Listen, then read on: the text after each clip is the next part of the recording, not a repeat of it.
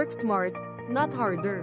Ipagpalagay na lang natin na magtatayo ako ng artificial na fish pond at kailangan kong kumuha ng magtatrabaho para maghukay ng lalim na 1 metro sa 1 ektaryang lupain. Willing akong magbayad sa iyo ng 250,000 piso para sa trabaho gamit ang iyong pala at piko. Kung sisimulan mo na ngayon ang paghuhukay, swed mong matapos ang kabuuan sa katapusan ng taon.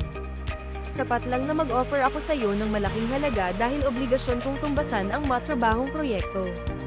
Sa kabilang banda, nalaman ng kaibigan mo ang tungkol sa proyekto at dali-daling nag-offer. Pinaplano niya magrenta ng backhoe sa halagang 50,000 piso at yun ang gagamitin niyang panghukay para matapos lang sa loob ng 1 linggo. Ano sa tingin mo, 250,000 piso worth na trabaho din kaya ang ginawa niya? Sino kaya ang nagtrabaho na ginamit ang isip at sino kaya ang nagtrabaho gamit ang pisikal na paraan? Ang nakita mong halimbawa ay practical application ng law of leverage. Ang backhoe ang nagsisilbing lever para mapatipid, mapagaan at mapadali ang trabaho at makuha ang maximum result. Ang leverage ay nagpapabilis at nagpapasimple ng mga trabaho at gawain.